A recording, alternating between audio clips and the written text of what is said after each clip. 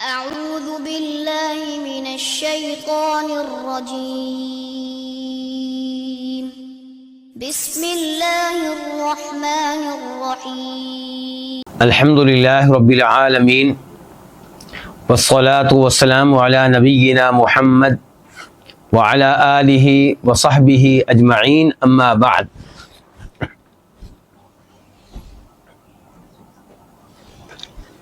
آج ہم العقیدۃ الواسطیہ کے ساتھ ہیں. امام ابن تیمیہ رحمہ اللہ کی عظیم الشان کتاب جو عقیدے کے موضوع پہ بہت زیادہ اہمیت رکھتی ہے. بہت سے علماء کرام نے اس کی کئی ایک شرح لکھی ہیں. اس کتاب کا آغاز کرنے سے پہلے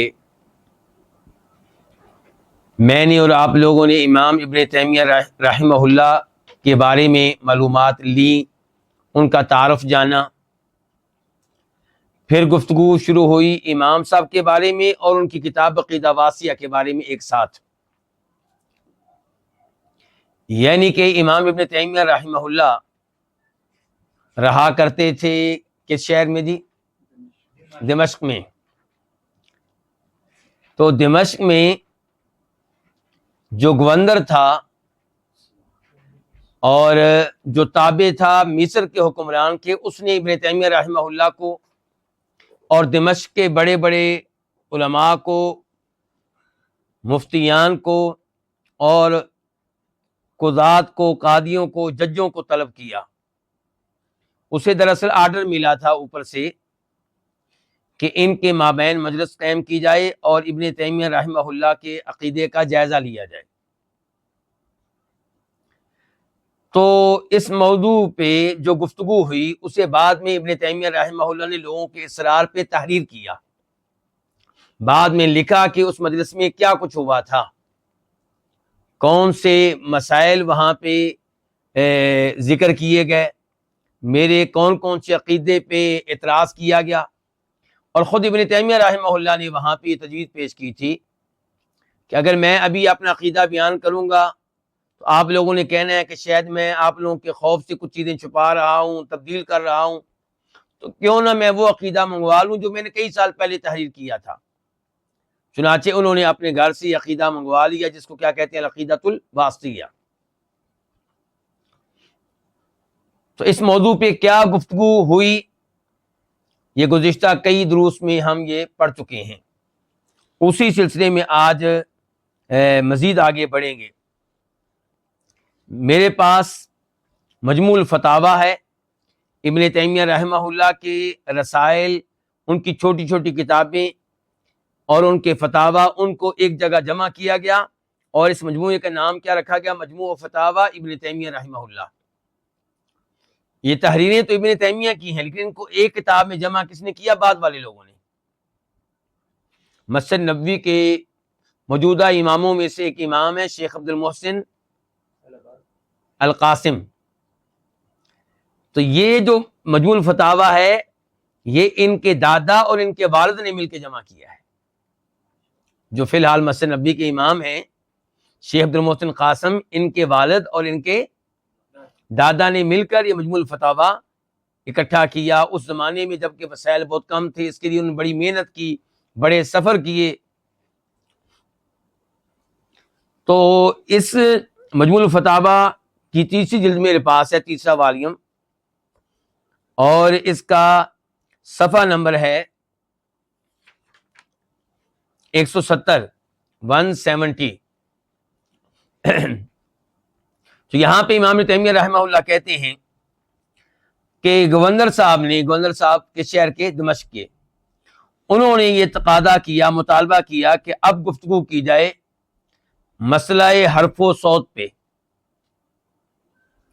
مسئلہ حرف و صوت کیا ہے وہ بعد میں، لیکن یہاں پہ یہ وضاحت کہ گورنر صاحب نے یہ مطالبہ کیوں کیا. ابن تیمیہ کہتے ہیں کہ ان سے یہ مطالبہ کیا گیا تھا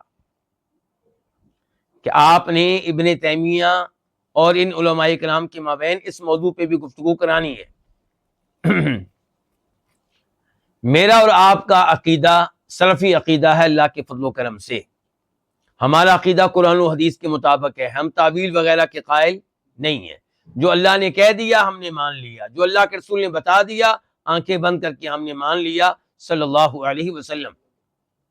ہم اس وجہ سے اللہ کے رسول کے کلام کا معنی اور مفہوم تبدیل نہیں کریں گے کہ یہ چیز ہماری عقل قبول نہیں کرتی۔ لیکن لوگوں نے ایسا کیا، یعنی کہ اپنے عقلی دلائل سے جب قرآن اور حدیث کو ٹکراتے دیکھا تو بجائے اس کے کہ اپنے عقلی دلائل کو درست کرتے، انہیں ریجیکٹ کرتے، انہوں نے قرآن و حدیث کے دلائل کو، نصوص کو، ان کی تعویلیں کی، ان میں تحریف کی، ان کے معنی و مفہوم کو تبدیل کیا۔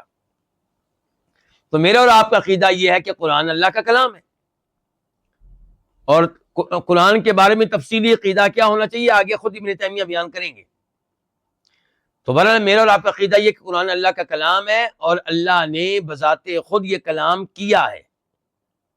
ایسا نہیں ہے کہ اللہ نے وہ قرآن جو آج ہم پڑھتے ہیں وہ جبریل علیہ السلام کی طرف القاء کر دیا ہو، ان میں ڈال دیا ہو، یا نبی علیہ الصلوۃ والسلام کے ذہن میں ڈال دیا گیا ہو، آپ کے دل پہ ڈال دیا گیا ہو۔ ایسا نہیں ہے۔ یعنی کہ ایک طریقہ یہ بھی ہو سکتا ہے نا کہ اللہ نے کوئی چیز آپ کے ذہن میں ڈال دی اور اپنے الفاظ میں آپ نے اسے بتا دیا، جیسا کہ کئی احادیث میں ہوتا ہے۔ احادیث کیا ہیں؟ اللہ رب العزت آپ کے ذہن میں کوئی بات ڈالتے ہیں اور آپ اپنے الفاظ میں اسے بیان کر دیتے ہیں۔ کئی ایک احادیث اس طرح ہیں۔ قرآن ایسا نہیں ہے۔ قرآن کے الفاظ اور معنی دونوں اللہ رب العزت کی طرف سے ہیں۔ اللہ نے باقاعدہ قرآن کے ساتھ کلام کیا، قرآن پڑھا۔ جبریل علیہ السلام نے اللہ تعالیٰ سے قرآن سنا اور انہوں نے یہ قرآن پہنچایا نبی علیہ الصلوۃ والسلام تک اور آپ کے سامنے پڑھا، آپ نے ان سے سنا، صحابہ کرام نے پھر آپ سے سنا صلی اللہ علیہ وسلم۔ تو اس کا مطلب یہ ہوا کہ قرآن کے الفاظ یہ کس کے الفاظ ہیں؟ اللہ رب العزت کے۔ تو اللہ نے کلام کیا تو اس کلام کے حروف بھی ہیں اور اس کلام کی آواز بھی ہے، اسی لیے تو جبریل نے سنا نا۔ تو اللہ کے کلام کے حروف بھی ہیں اور اللہ کے کلام کی آواز بھی ہے۔ یہ ہے درست عقیدہ۔ تو اب اس عقیدے کے اوپر گفتگو کا تقاضا کیا ہے دمشق کے گورنر نے۔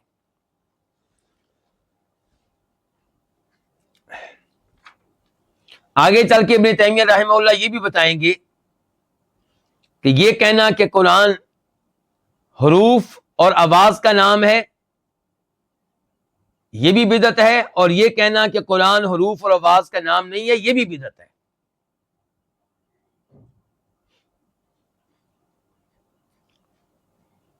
ابھی تھوڑی دیر پہلے میں نے کیا کہا تھا؟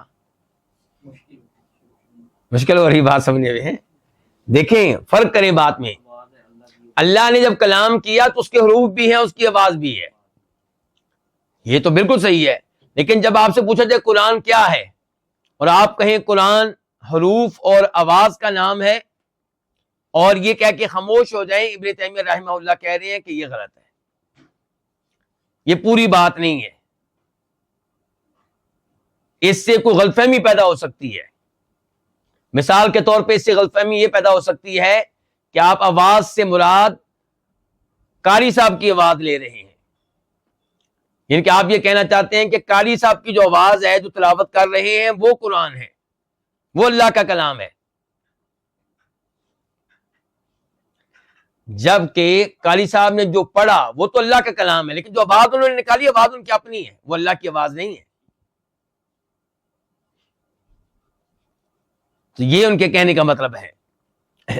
اور اگر کوئی کہے کہ نہیں قرآن حروف اور آواز کا نام نہیں ہے، اس کا مطلب ہے وہ اللہ تعالیٰ کی آواز کا انکار کر رہا ہے، تو وہ بھی غلط ہو گیا۔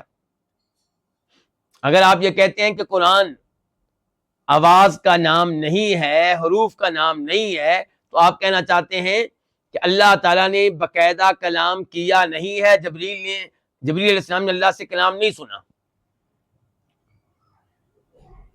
بس اللہ نے یہ کلام ڈال دیا ہے کسی کے ذہن میں، کسی مخلوق میں ڈال دیا ہے، اس میں اس کو پیدا کر دیا ہے، گویا کہ یہ مخلوق ہوگی، اللہ کی صفت نہ رہی۔ تو اگر آپ کہتے ہیں کہ قرآن آواز کا نام نہیں ہے، حروف کا نام نہیں ہے، تو کیا ہوا؟ غلط۔ اگر آپ کہتے ہیں قرآن حروف اور آواز کا نام ہے تو یہ بھی غلط، یہ پوری بات نہیں ہے۔ پوری بات یہ ہے کہ جب قاری صاحب قرآن پڑھتے ہیں تو جو آواز نکالتے ہیں ان کی اپنی آواز ہے، لیکن جس کلام کو پڑھ رہے ہیں وہ کلام کس کا ہے؟ وہ اللہ تعالیٰ کا ہے۔ اور اس کے ساتھ ساتھ یہ بھی ذہن میں رہے کہ قرآن صرف حروف کا نام نہیں ہے، الفاظ کا نام نہیں ہے، قرآن الفاظ اور معنی کا نام ہے۔ قرآن حروف و الفاظ اور معنی دونوں کا نام ہے۔ تو اب یہ بات مجھے امید ہے کہ آپ کافی حد تک سمجھ چکے ہوں گے۔ اب آئیں، ابن تیمیہ رحمہ اللہ کہتے ہیں کہ جب گورنر نے یہ مطالبہ کیا تو میں نے کہا کہ کئی لوگ یہ کہتے ہیں کہ امام احمد اور ان کے اصحاب کا یہ عقیدہ ہے کہ قاری صاحب کی آواز اور مصحف کی سیاہی، قرآن مصحف وہ یعنی کہ مصحف جس میں لکھا جاتا ہے قرآن، جس کو ہم قرآن ہی کہہ دیتے ہیں، عربی اس کو کیا کہتے ہیں؟ مصحف۔ یعنی کہ یہ دیکھیں، یہ کیا ہے؟ یہ کیا ہے؟ یہ مصحف ہے۔ یہ کیا ہے؟ مصحف ہے۔ اور ہمارے لوگ عام طور پہ کیا کہہ دیتے ہیں؟ قرآن۔ کوئی بات نہیں، اس کے اندر قرآن ہی ہے۔ تو کہنے کا مطلب یہ کہ ابن تیمیہ کہہ رہے ہیں کہ کئی لوگ یہ سمجھتے ہیں کہ امام احمد اور ان کے اصحاب کا عقیدہ یہ تھا کہ قاری صاحب کی جو آواز ہے وہ قدیم ہے، ازلی ہے، شروع سے ہے، یعنی کہ مخلوق نہیں ہے، مخلوق نہیں ہے۔ اور مصاحف کی جو سیاہی ہے وہ بھی قدیم ہے، ازلی ہے، یعنی کہ مخلوق نہیں ہے۔ تو میں نے کہا کہ یہ جھوٹ ہے، امام احمد نے ایسی بات کبھی نہیں کہی، اور نہ کسی قابل اعتماد عالم دین نے بات کہی ہے، نہ امام احمد کے شاگردوں میں سے کسی نے کہی ہے، نہ کسی اور نے کہی ہے یہ بات، کیونکہ سب کو پتا ہے قاری صاحب کی آواز کیا؟ مخلوق ہے۔ اصل میں امام احمد یہ کہا کرتے تھے کہ قرآن جو ہے مخلوق نہیں ہے، اور قاری صاحب جب تلاوت کرتے ہیں تو تلاوت کرتے ہوئے جو الفاظ پڑھتے ہیں وہ الفاظ اصل میں کس کے ہیں؟ اللہ تعالیٰ کے۔ تو وہ کیا ہے؟ وہ مخلوق ہے؟ نہیں، وہ مخلوق نہیں ہے، وہ اللہ کی صفت ہے۔ تو کئی لوگوں نے یہ سمجھا، ان کو غلط فہمی ہوئی امام احمد کے مختلف الفاظ سن کر کہ شاید امام احمد اس معاملے میں اتنا آگے نکل گئے ہیں کہ ان کا عقیدہ یہ ہوگا کہ قاری صاحب کی جو آواز ہے وہ بھی مخلوق نہیں ہے، اور مصاحف میں جو سیاہی لکھی ہوئی ہے وہ بھی مخلوق نہیں ہے، جبکہ صحیح بات یہ ہے کہ مصاحف میں مصحف کو، قرآن کو جس سیاہی سے لکھا گیا وہ سیاہی کیا ہے؟ مخلوق ہے۔ قرآن کو، اللہ کے کلام کو جن اوراق پہ لکھا گیا وہ اوراق کیا ہیں؟ مخلوق ہیں۔ اور قاری صاحب کی آواز کیا ہے؟ مخلوق ہے۔ اسی لیے تو علماء حق تنبیہ کرتے ہیں، خبردار کرتے ہیں۔ کئی لوگ قرآن پہ قسم اٹھاتے ہیں، تو کیا قرآن پہ قسم اٹھانا جائز ہے کہ ناجائز؟ تو یہاں پہ یہی مسئلہ ہے۔ اگر قرآن کریم اٹھایا، جیسے یہ میں نے اٹھا پکڑا ہوا ہے، اگر یہ قرآن کریم اٹھا کر اس کے اوپر ہاتھ رکھ کے آپ قسم جب اٹھاتے ہیں، اگر آپ کی اس سے مراد وہ اللہ کا کلام ہے جو اس میں لکھا ہوا ہے تو یہ قسم جائز ہے، کیونکہ اللہ کا کلام اللہ کی صفت ہے، اور اللہ تعالیٰ کی قسم اٹھانا جائز ہے، اللہ کی صفات کی قسم اٹھانا بھی جائز ہے، لیکن مخلوق کی قسم اٹھانا جائز نہیں ہے۔ تو جب آپ، یرحمک اللہ، تو جب آپ یہ قرآن کریم پکڑ کر قسم اٹھاتے ہوئے آپ کے ذہن میں کیا ہے؟ یہ گتا اور اس کے اندر جو اوراق ہیں وہ، جو اس کے اندر سیاہی ہے، تو پھر یہ مخلوق کی قسم اٹھا رہے ہیں، یہ جائز نہیں ہے۔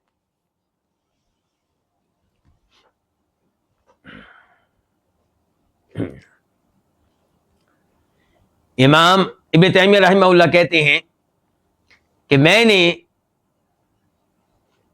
گھر سے جب عقیدہ منگوایا، کون سا عقیدہ؟ عقیدہ واسطیہ جو میرے گھر میں لکھا ہوا پڑا تھا وہ منگوایا، تو ساتھ میں نے اپنے ایک رجسٹر بھی منگوا لیا، اس میں امام احمد کے الفاظ تھے جن کا تذکرہ ابو بکر الخلال نے کیا تھا کتاب السنہ میں۔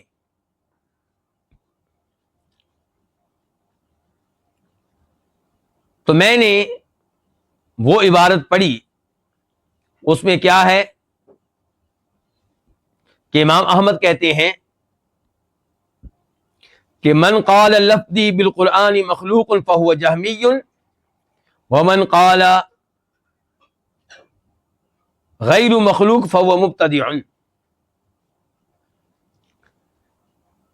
جو یہ کہے کہ قرآن کریم کے ساتھ میرے الفاظ مخلوق ہیں تو وہ جہمی ہے. جہمی سے مراد وہ لوگ جو اللہ تعالیٰ کی صفات کا انکار کرتے ہیں، اور جو یہ کہتے ہیں کہ قرآن اللہ کی صفت نہیں ہے بلکہ اللہ کی مخلوق ہے، کیونکہ وہ اللہ کی صفات کو مانتے ہی نہیں. تو یہ کہے کہ جب میں قرآن پڑھتا ہوں تو قرآن پڑھتے ہوئے جو الفاظ میں ادا کرتا ہوں وہ مخلوق ہیں تو وہ جہمی ہے.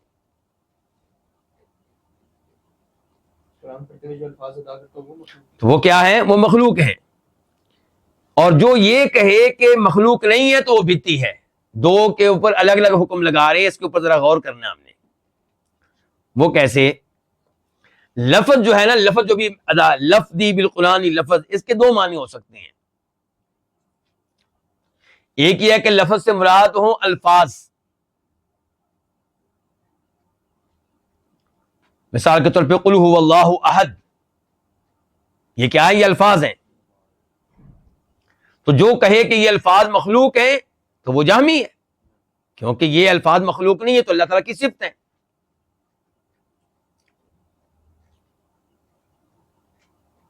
اچھا، اور جو یہ کہے کہ نہیں یہ مخلوق نہیں ہے تو وہ کیا ہے؟ وہ بدعتی ہے.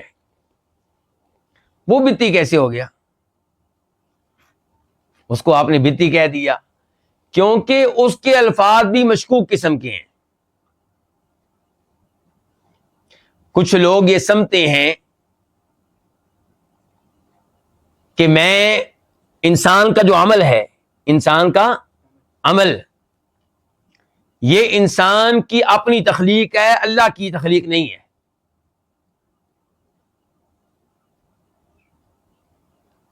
تو خطرہ یہ ہے کہ یہ الفاظ ادا کرنے والا ان کے عقیدے کی تائید کر رہا ہے. اس لیے اس کو کیا کہا کہ یہ بدعتی ہے، کیونکہ اس کے ان الفاظ سے وہ لوگ خوش ہوں گے جو سمجھتے ہیں کہ بندوں کے افعال اللہ کی مخلوق نہیں ہے، جبکہ صحیح بات یہ کہ ہمارے افعال کیا ہیں؟ اللہ تعالیٰ کی مخلوق ہیں. یہ شروع کی گفتگو کچھ گہری ہے، پریشان نہیں ہونا، آگے آسان باتیں آ رہی ہیں.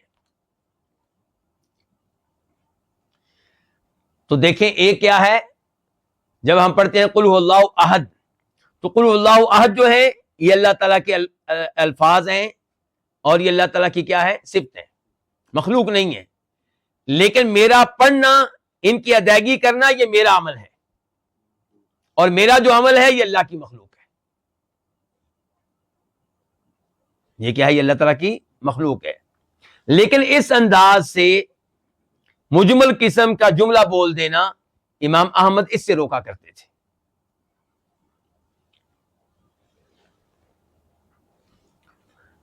امام تیمیہ رحمہ اللہ کہتے ہیں امام احمد کا کلام اگر آپ پڑھیں گے تو آپ کو پتا چلے گا کہ وہ فرق کرتے ہیں اس بات میں کہ اللہ تعالیٰ کلام کرتا ہے اور اللہ تعالیٰ کے کلام کی آواز ہوتی ہے، اور اس بات میں فرق کرتے ہیں کہ بندہ جب تلاوت کرتا ہے تو اس کی آواز ہوتی ہے.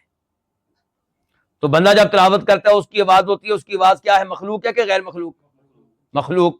اور اللہ تعالیٰ کلام کرتے ہیں، اللہ تعالیٰ کے کلام کی آواز ہے، تو کیا وہ مخلوق ہے؟ نہیں، وہ اللہ کی صفت ہے. امام ابن تیمیہ رحمہ اللہ کہتے ہیں کہ امام احمد کا یہ کلام اگر آپ پڑھنا چاہیں تو آپ کو مل جائے گا امام بخاری کی کتاب میں خلق و افعال العباد میں.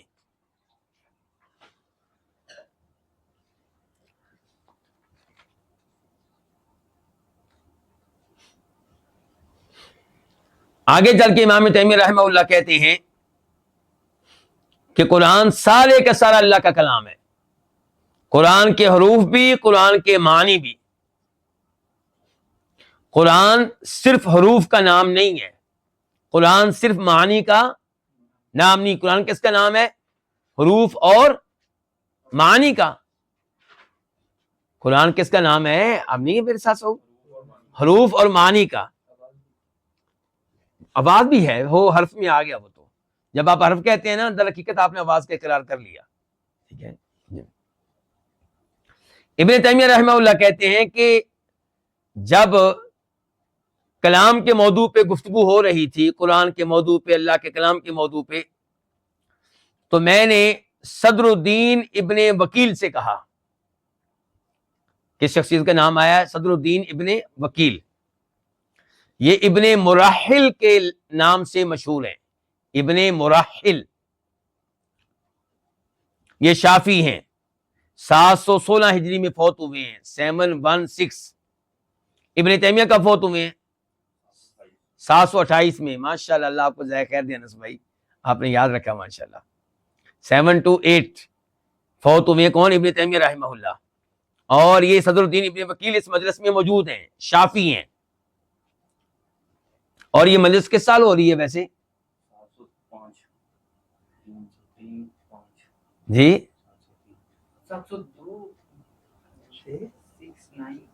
نہیں، یہ مجلس ہو رہی ہے 700، میں اگر بولی نا 704 میں ہو رہی ہے. ایک منٹ میں آپ کو بتا دیتا ہوں. 705 میں ہو رہی ہے، بالکل 705 میں ہو رہی ہے، 705 میں. تو اس مجلس کے تقریباً 11 سال کے بعد یہ فوت ہو گئے تھے صدر الدین ابن وکیل. اور اس مجلس کے تقریباً 23 سال بعد، 23 سال کے بعد ابن تیمیہ فوت ہو گئے ہیں. تو اس مجلس میں کئی علماء کرام موجود تھے، آپ کو پتہ ہے. تو کہتے ہیں کہ میں نے جب یہ گفتگو ہماری چل رہی تھی تو صدر الدین ابن وکیل شافی سے کہا. کیا کہا وہ آگے چل کے بتائیں گے. اس سے پہلے یہ ابن تیمیہ وضاحت کرنا چاہتے ہیں کہ میں نے اس کو یہ کیوں کہا. میں نے اس کو اس لیے کہا کہ اس کی گفتگو میں بہت تناقض تھا. اس کی ایک بات دوسری بات سے ٹکراتی تھی، اور اس کی گفتگو میں بہت تناقض تھا. وہ کسی ایک موقف پہ قائم نہیں رہتا تھا، اور اس کی کوشش یہ ہوتی تھی کہ مسلمانوں کو تقسیم کرے اور فتنہ پیدا ہو. تو میں نے اس سے کہا کہ میرے پاس شیخ ابو البیان کا عقیدہ موجود ہے. کس کا عقیدہ؟ شیخ ابو البیان کا. اور یہ فوت ہوئے ہیں 551 ہجری میں، 551. اور یہ بھی شافی ہیں. تو شافیوں سے گفتگو کرتے ہوئے کہہ رہے ہیں تمہارے بڑے شافی کا عقیدہ میرے پاس موجود ہے. ابو البیان کا نام ہے، لکھنے کی آپ کو ضرورت نہیں، لیکن ویسے نبا بن محمد بن محفوظ الدمشقی الشافعی. تو میں نے کہا اس کا عقیدہ موجود ہے، اور ان کے عقیدے میں یہ جملہ موجود ہے. ان کا عقیدہ میرے پاس ہے، اور ان کے جملے میں یہ جملہ آیا ہے کہ من قال ان حرفا من القرآن مخلوق فقد کفر. جو یہ کہے کہ قرآن کا ایک حرف بھی مخلوق ہے تو وہ کافر ہے. جو یہ عقیدہ رکھے کہ قرآن کا ایک حرف بھی کیا ہے؟ مخلوق ہے، تو وہ کیا ہو جائے گا؟ کافر ہو جائے گا. اور ساتھ ہی میں نے اس کو کہا، صدر الدین ابن وکیل کو، کہ تو نے اس عقیدے کے اوپر کیا لکھا ہوا ہے؟ تیرا تبصرہ میرے پاس موجود ہے. تو نے اپنے قلم سے وہاں پہ لکھا ہوا ہے کہ یہ امام شافی کا اور امام شافی کے شاگردوں کا مذہب ہے. میرے پاس عقیدہ ابو البیان کا، اور اس کے اوپر تو نے کیا لکھا ہوا ہے کہ یہ کس کا مذہب ہے؟ امام شافی کا اور امام شافی کے اصحاب اور شاگردوں کا. اور تو نے یہ بھی لکھا ہے کہ یہ وہ عقیدہ ہے جس کو میں بطور دین اپناتا ہوں. تو اس نے مان لیا کہ ہاں واقعی میں نے یہ لکھا ہے. تو پھر جو دوسرے شافی وہاں موجود تھے، کمال الدین ابن زملکانی، وہ غصے میں آ گئے، ناراض ہونے لگے. کس پہ؟ اس پہ. صدر الدین ابن وکیل کی یہ تحریر موجود تھی ابن تیمیہ رحمہ اللہ کے پاس. تو اب دوسرے جو شافی ہیں، کمال الدین ابن زملکانی، ان کا تذکرہ پہلے بھی آیا ہے، اور یہ فوت ہوئے ہیں 727 ہجری میں، 727، ابن تیمیہ سے ایک سال پہلے. تو یہ بھی شافی ہیں. تو یہ ناراض ہونے لگے، اعتراض کرنے لگے. کس پہ؟ شافی عالم دین صدر الدین ابن وکیل پہ. تو ابن الوکیل نے آگے سے کہا کہ یہ تو امام شافی کی نص ہے، یہ باقاعدہ عقیدہ ہے ان کا، تو آپ میرے اوپر کیوں ناراض ہو رہے ہیں؟ تو جب ہماری دوسری مجلس ہوئی، جس کا بھی تذکرہ نہیں آیا لیکن یہاں پہ اس کا ایک حصہ بیان کرنے لگے ہیں، کہتے جب ہماری مجلس دوسری بار ہوئی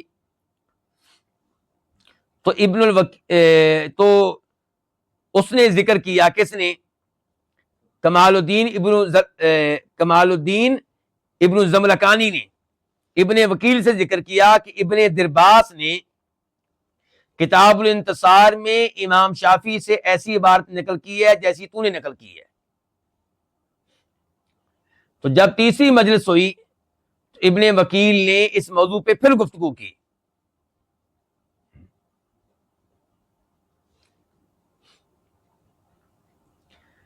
تو پھر کیا ہوا؟ پھر کمال الدین نے ابن الوکیل سے کہا، کمال الدین ابن الزملکانی نے ابن وکیل سے کہا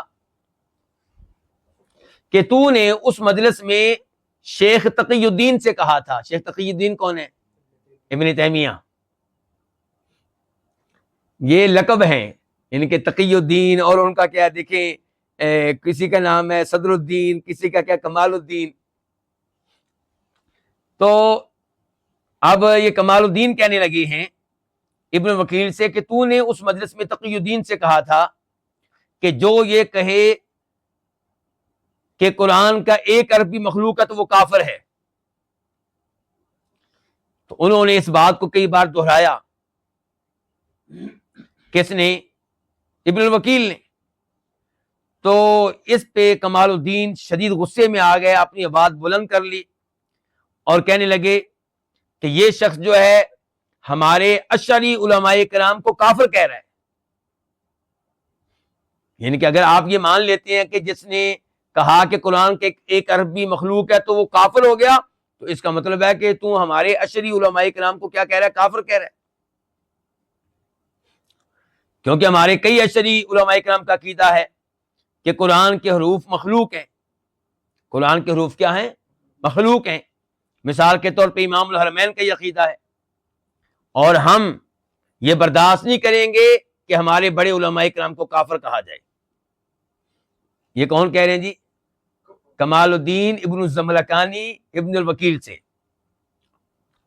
تو ابن الوکیل کہنے لگے کہ نہیں، میں نے تو ایسی کوئی بات نہیں کہی، میں نے کوئی ایسی بات نہیں کہی تھی. میں نے تو یہ کہا تھا جو قرآن کے ایک حرف کا انکار کرے وہ کافر ہے. حالانکہ کیا کہا تھا؟ جو یہ کہے کہ قرآن کا ایک حرف بھی مخلوق ہے تو وہ کافر ہے. اب کہے میں نے تو کہا تھا جو قرآن کی ایک آیت کا، ایک جملے کا، ایک لفظ کا، ایک حرف کا انکار کرے وہ کافر ہے. یعنی کہ ہر جملے کو ماننا پڑے گا کہ یہ قرآن ہے، اللہ کا کلام ہے. تو حاضرین مجلس نے اس کو کہا کہ نہیں نہیں نہیں نہیں، آپ نے تو کہا تھا کہ جو قرآن کے ایک حرف کو بھی مخلوق مانے وہ کافر ہے. اور کہنے لگے کہ اب تم اپنے موقف سے پیچھے کیوں ہٹ رہے ہو؟ اور کچھ لوگوں نے اس کی تائید کی کہ بھی اس نے ایسی بات نہیں کہی.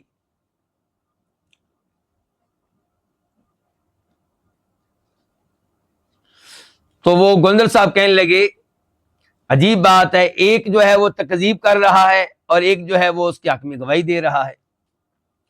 اور شیخ کمال الدین غصے کی حالت میں ہے. تو انہوں نے دیکھا کس کی طرف؟ چیف جسٹس کی طرف، قاضی القضاء کی طرف، جو کون تھا؟ نجم الدین الشافعی. نجم الدین شافی، وہ بھی شافی ہے. تو اس کو مدد کے لیے پکارنے لگے. کس کے خلاف؟ ابن وکیل کے خلاف، کہ ابن الوکیل نے ہمارے صاحب کو کافر کہہ دیا ہے. تو قاضی نجم الدین کہنے لگے میں نے تو نہیں سنا اس کو کہ ہمارے صاحب کو اس نے کافر کہا ہو. تو شیخ کمال الدین کو اس پہ بڑا غصہ آیا، اور انہوں نے اس موقع پہ جو الفاظ کہے اب مجھے وہ اچھی طرح یاد نہیں ہے، لیکن مفہوم یہی تھا کہ یہ امام شافی کی توہین ہے کہ ان کے مذہب کے ائمہ کو کافر کہا جائے، اور قاضی صاحب بیٹھے ہوئے ہیں اور ان کے حق میں بول نہیں رہے. کن کے حق میں؟ جن علماء کرام پہ کفر کا فتویٰ لگ رہا ہے، جو دنیا سے بھی جا چکے ہیں.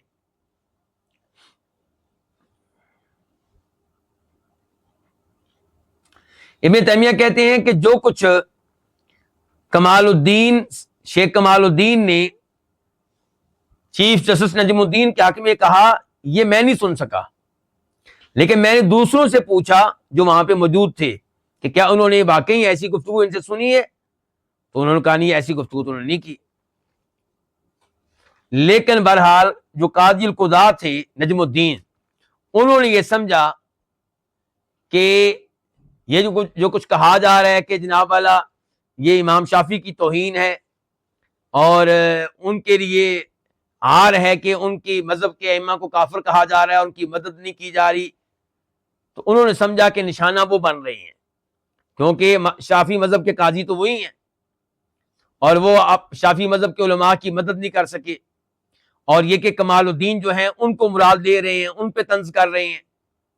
تو قاضی القضاء نجم الدین کو بھی بڑا غصہ آیا اور کہنے لگے گواہ بن جاؤ، میں استعفیٰ دے رہا ہوں، اپنے آپ کو معزول کر رہا ہوں اس عہدے سے، اس منصب سے۔ اور پھر وہ ذکر کرنے لگے وہ اسباب جن کی وجہ سے وہ عزت کے حقدار ہیں اور اس بات کے حقدار ہیں کہ ان کو ایک پروٹوکول دیا جائے اور ان کو مقام و مرتبہ دیا جائے۔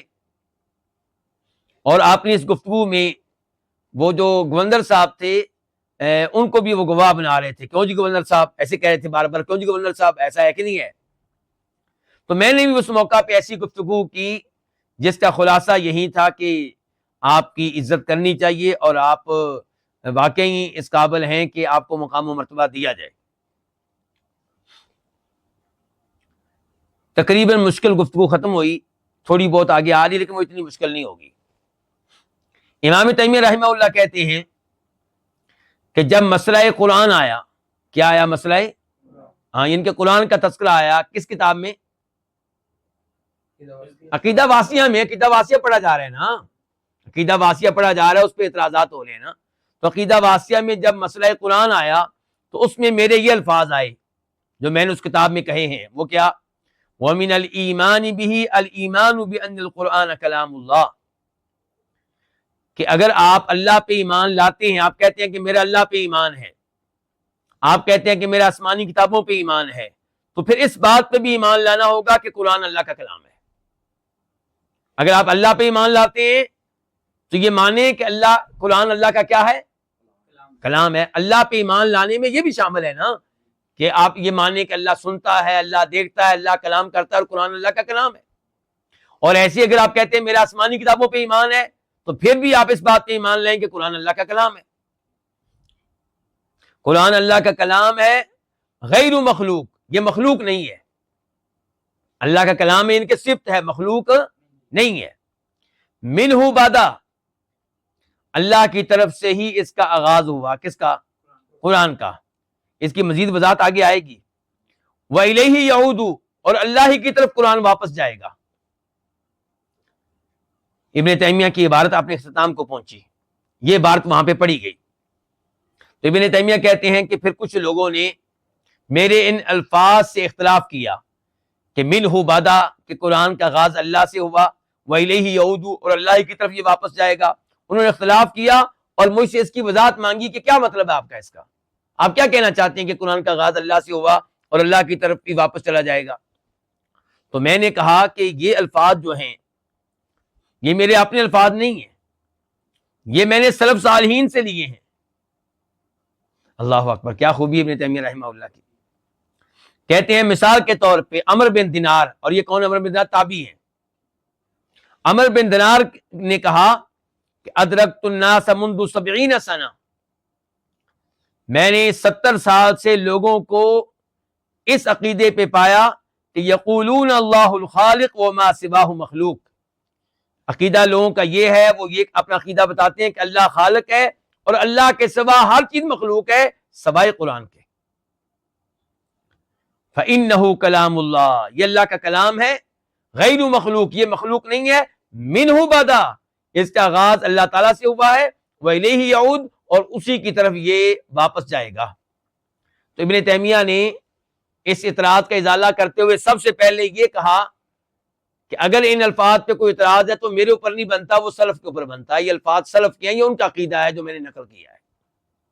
یہ ابن تیمیہ کا نہیں ہے کہ تم کہو کہ نیا عقیدہ لے کر آئے ہیں. تابعی کے الفاظ بتا رہا ہوں. کس کے الفاظ بتا رہا ہوں؟ تابعی کے، عمرو بن دینار کے. اور انہوں نے کہا کہ کئی ایک ثابت ہے. میں ایک مثال دیتا ہوں بس آپ کو. عمرو بن دینار کی مثال دی ہے. اس کے بعد میں نے کہا کہ اس معاملے میں کئی علماء کرام نے نبی علیہ الصلوۃ والسلام اور صحابہ اور تابعین کے آثار لکھے ہیں. یعنی کہ اس موضوع پہ مستقل کتابیں موجود ہیں، وہاں پہ آپ کو گفتگو مل جائے گی. اچھا، پھر کہتے ہیں کہ اب ہم آتے ہیں کہ اس کا معنی کیا ہے، اس کا مطلب کیا ہے. کہ اس کا مطلب کہ منہ بدا، کہ قرآن کا آغاز اللہ سے ہوا. تو کہتے ہیں اس کا مطلب یہ ہے کہ اللہ نے بذات خود قرآن کے ساتھ کلام کیا ہے، اور اللہ نے خود اس کو اپنی طرف سے اتارا ہے. صورتحال وہ نہیں ہے جو جہمی کہتے ہیں، اللہ کی صفات کا انکار کرنے والے جہمی کہتے ہیں کہ اللہ نے اس کو کسی اور چیز میں پیدا کیا، یا اس کا آغاز اللہ کے علاوہ کسی اور سے ہوا. مثال کے طور پہ اگر آپ یہ کہیں گے کہ قرآن اللہ کی صفت نہیں ہے، اللہ کی مخلوق ہے، تو پھر جہمیوں والا عقیدہ ہو جائے گا. کیا کہ اللہ نے مثال کے طور پہ اس قرآن کو پیدا کیا جبریل میں، اور جبریل نے پھر محمد رسول اللہ کو بتایا علیہ الصلوۃ والسلام، یا اللہ نے اس کلام کو پیدا کیا محمد رسول اللہ میں. ان کے اللہ نے کلام بولا نہیں ہے، اللہ کا کلام سنا نہیں گیا. تو منہ بادا کہہ کے ان غلط عقائد کی تردید مقصود ہوتی ہے کہ قرآن کے اوپر درست عقیدہ ہونا چاہیے آپ کا. جہاں پہ یہ عقیدہ ہو کہ اللہ کا کلام ہے، وہاں پہ یہ عقیدہ ہو کہ اس کا آغاز کس سے ہوا ہے؟ خود اللہ سے ہوا ہے. سب سے پہلے اللہ نے یہ کلام کیا ہے، پھر جبریل نے لیا ہے، پھر محمد رسول اللہ کے پاس آیا ہے علیہ السلام، پھر صحابہ کرام کے پاس آیا، پھر آج کل کے لوگ پڑھتے ہیں. تو آغاز کس سے ہوا؟ پھر اللہ تعالیٰ سے. تو اس جملے کا کوئی خاص مطلب ہے. تردید ہوگی ان لوگوں کی جو کہتے ہیں کہ اللہ تعالیٰ نے یہ کلام کیا نہیں ہے بلکہ کسی مخلوق میں ڈال کر پیدا کیا ہے. اور جہاں تک تعلق ہے اس لفظ کا کہ وَإِلَيْهِ يَعُودُ، کہ یہ قرآن ایک دن اللہ ہی کے پاس چلا جائے گا، تو اس کا مطلب یہ ہے کہ آخری زمانے میں یہ قرآن اٹھا لیا جائے گا، مصاحف سے اٹھا لیا جائے گا، سینوں سے اٹھا لیا جائے گا، اور کسی کے سینے میں قرآن کا ایک جملہ بھی نہیں رہے گا، اور کسی مصحف میں قرآن کا ایک حرف بھی نہیں رہے گا. اور یہ بات صحیح ہے. آپ کو معلوم ہوگا کہ جب قیامت قائم ہوگی تو کتنے مسلمان ہوں گے زمین پہ؟ کوئی بھی نہیں ہوگا. اللہ آپ کو جزائے خیر دے سعود. جب قیامت قائم ہوگی تو زمین پہ کوئی بھی مسلمان نہیں ہوگا، سب کفار ہوں گے. تو اس زمانے میں قرآن اٹھا لیا جائے گا. تو جب میں نے یہ وضاحت کی تو اکثر جو حاضرین تھے انہوں نے میری تائید کر دی، اور جو مجھ سے اختلاف رکھنے والے تھے انہوں نے تائید تو نہیں کی، خاموش ہو گئے. کیا ہو گئے؟ خاموش ہو گئے.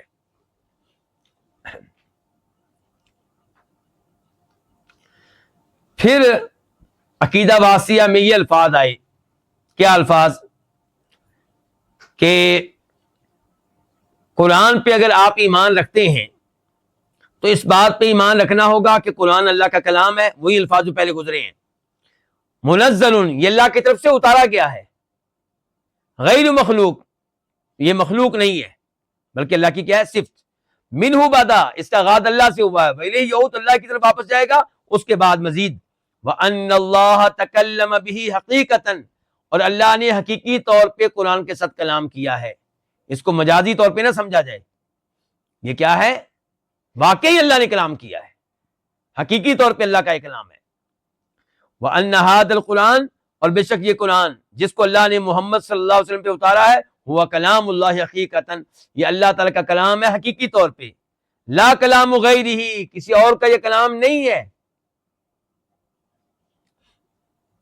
ولا يجوز اطلاق القول، اور یہ کہنا جائز نہیں ہے کہ بأنه حکایت عن کلام اللہ او عبارت، کہ یہ اللہ کے کلام سے عبارت ہے. کیا مطلب؟ یعنی کہ جو کچھ اللہ تعالیٰ کہنا چاہتے تھے کسی اور نے اپنے الفاظ میں کہہ دیا ہے.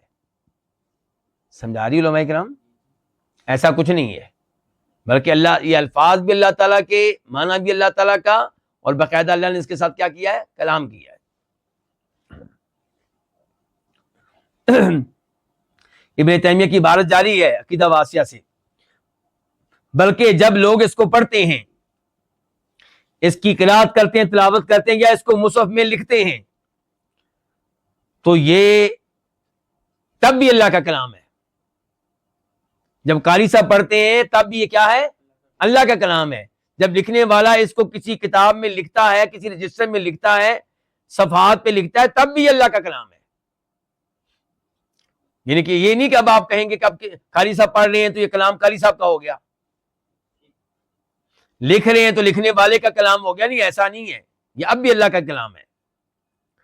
کیوں جی؟ فإن الكلام انما يضاف حقيقة الى من قاله مبتدئا لا الى من قاله مبلغا مؤدیا. کیونکہ کلام کی نسبت حقیقتاً اس کی طرف کی جاتی ہے جس نے وہ کلام پہلی بار کہا ہے، نہ کہ اس کی طرف کی جائے جس نے وہ کلام پہنچایا ہے اور ادا کیا ہے. کسی شاعر کا کوئی کلام پڑھے، مثال کے طور پہ علامہ اقبال کا کوئی اشعار پڑھے، تو ادائیگی تو پڑھنے والے کی ہے، لیکن کلام کس کا ہے؟ علامہ اقبال کا ہے. تو کہہ رہے ہیں کہ قرآن کریم قاری صاحب پڑھ رہے ہیں تو تب بھی وہ کیا ہے؟ اللہ کا کلام ہے. کہتے ہیں یہ جو میں نے وضاحت اتنی شاندار کی قرآن کے بارے میں، یہ سارے الفاظ کہنے کا مقصد کیا ہے؟ تاکہ قرآن کے بارے میں کسی کا کوئی بھی غلط عقیدہ ہے تو وہ دور ہو جائے. تو کہتے ہیں جب یہ الفاظ پڑھے گئے تو کئی لوگوں کو غصہ آیا، کیونکہ اس میں صاف صاف کہا جا رہا ہے کہ قرآن اللہ کا کلام ہے، حقیقتاً، مجازن نہیں، حقیقی طور پہ.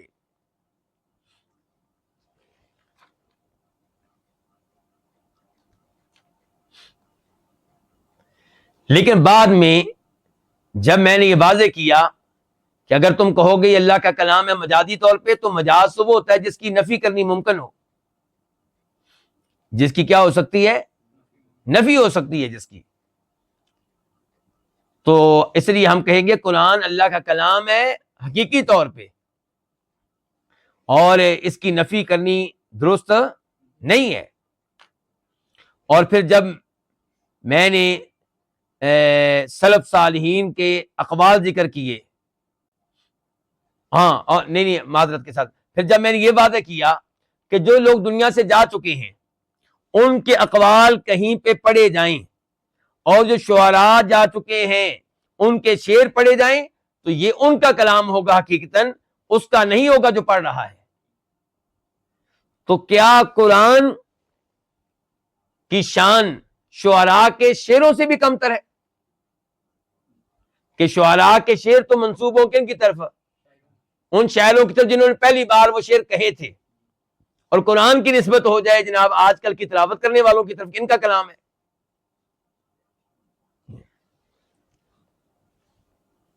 تو جب یہ میں نے وضاحتیں کی تو پھر سب نے اتفاق کیا اس گفتگو پہ جو مسئلہ قرآن میں نے لکھی ہے، اور مان گئے کہ واقعی اللہ تعالیٰ نے حقیقتاً کلام کیا ہے، اور مان گئے کہ قرآن اللہ کا کلام ہے حقیقی طور پہ، نہ کہ کسی اور کا کلام. اور جب یہ جملہ آیا جو بھی ہم پڑھ چکے ہیں، کون سا؟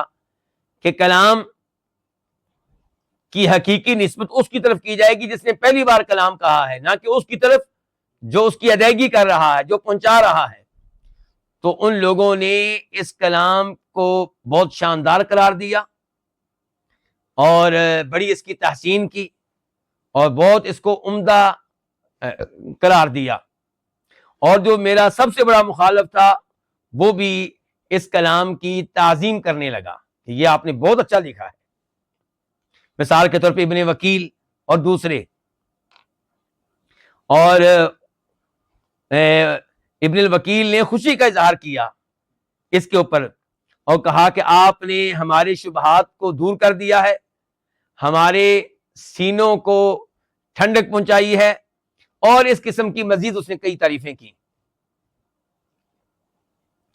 اس کے بعد جب تذکرہ آیا آخرت پہ ایمان لانے کا، تذکرہ کس میں آیا؟ عقیدہ واسطیہ پڑھا جا رہا ہے نا.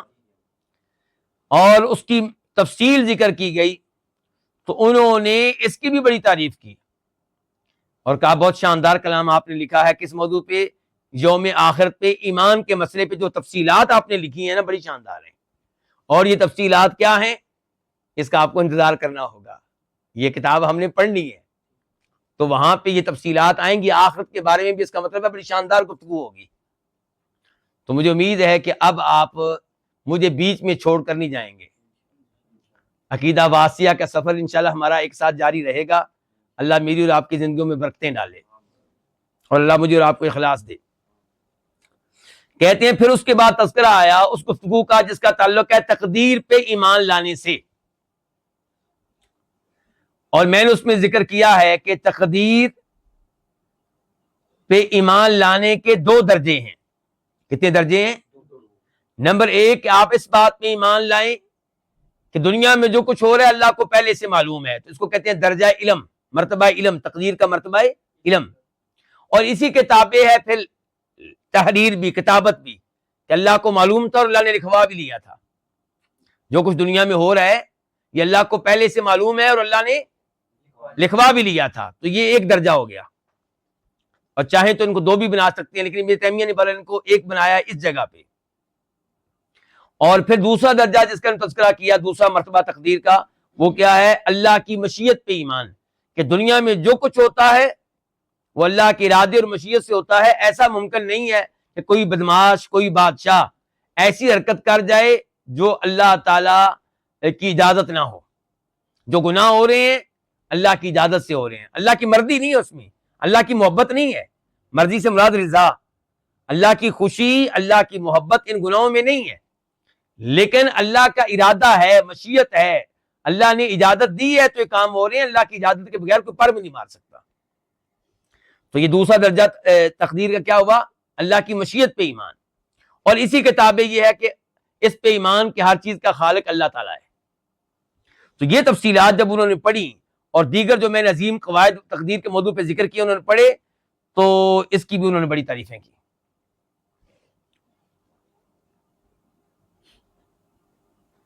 اور اسی طرح ایمان وغیرہ کے اوپر گفتگو ہوئی. فاسق کس کو کہتے ہیں اس موضوع پہ گفتگو ہوئی. تو اس کے اوپر اس کی بھی بڑی انہوں نے تعریفیں کی. لیکن چند اعتراضات بھی انہوں نے کیے. وہ اعتراضات کیا تھے؟ کہتے ہیں کہ جب پوری کتاب پڑھ لی گئی اور پوری کتاب پہ گفتگو ہو گئی تو جو ان کے اعتراضات تھے وہ 4 تھے. کتنے تھے؟ 4 اعتراض تھے، 4 سوالات تھے. نمبر 1، اب ہم کیا پڑھنے لگے ہیں؟ ان کے 4 اعتراضات، ان کے 4 سوالات. یہ آپ نے ذہن میں رکھنا ہے کیونکہ موضوع آج مکمل نہیں ہوگا، مکمل تو آئندہ ہوگا نا. کتاب ختم ہوئی، بحث و مباحثہ ہو چکا، تو آخر میں رزلٹ کیا ہے کہ ان کے کتنے سوال تھے؟ بنیادی اعتراضات کتنے تھے؟ 4. نمبر 1، میں نے عقیدہ واسطیہ میں یہ کہا ہے کہ ومن اصول الفرقۃ الناجیہ، کہ وہ گروہ جو کامیاب گروہ ہے. ٹوٹل گروہ کتنے ہیں امت کے؟ 73. تو ان میں سے کامیاب گروہ کتنے ہیں؟ 1. اور یہاں پہ نوٹ کریے وہ کیا کہہ رہے ہیں؟ کامیاب گروہ. اس لیے میں تو ہمیشہ یہ بیان کیا کرتا ہوں کہ اہل حدیث بھی ایک گروہ ہیں، سلفی بھی ایک گروہ ہیں. ہمارے کئی علماء کرام کہتے ہیں نہیں ہم گروہ نہیں ہیں. وہ سمجھتے ہیں کہ شاید اگر ہم نے مان لیا کہ ہم گروہ ہیں تو ہم دیگر گروہوں کی طرح ہو جائیں گے. نہیں بھائی، ایسا نہیں ہے. اللہ کے نبی صلی اللہ علیہ وسلم نے خود بتا دیا تھا کہ ٹوٹل 73 گروہ ہیں، 73. ایک کامیاب ہے ان میں سے، گروہوں میں سے، تو گروہ ہوا نا بھائی. اور باقی جو ہیں وہ جنت میں جانے والے ہیں. تو ابن تیمیہ بھی یہاں پہ کیا کہہ رہے ہیں کہ فرقہ ناجیہ ان کے کامیاب گروہ کے اصولوں میں سے یہ ہے کہ ان الایمان والدین قول وعمل، کہ ایمان اور دین کس کا نام ہے؟ قول کا اور عمل کا. قول عمل کی آگے وضاحت آ رہی ہے. فی الحال یہ یاد رکھیں ایمان اور دین کس چیز کا نام ہے؟ قول اور عمل کا. یزید و ینقص، یہ ایمان بڑھتا بھی ہے کم بھی ہوتا ہے.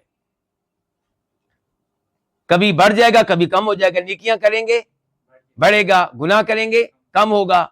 اللہ پہ آپ کا یقین جب بڑھے گا تو ایمان بڑھ گیا. اگر نعوذ باللہ کبھی آپ کا اللہ پہ یقین یا آخرت پہ یقین یا قیامت پہ یقین کم ہوگا تو ایمان کم ہو گیا. تو ایمان اور دین یہ نام ہے قول اور عمل کا. یہ بڑھتا بھی ہے کم بھی ہوتا ہے. قول سے مراد کیا ہے؟ کہتے ہیں قول سے مراد ہے دل کا قول اور زبان کا قول.